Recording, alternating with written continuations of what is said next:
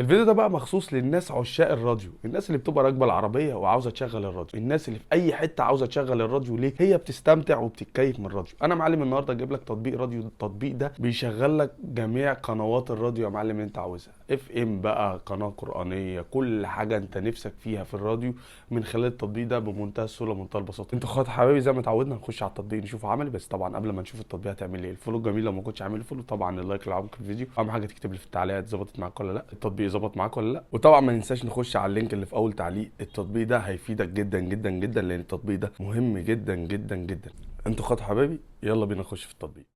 ننزل التطبيق ونخش عليه يا معلم، افتح شغل اي قناه مثلا زي دي، ندوس بلاي.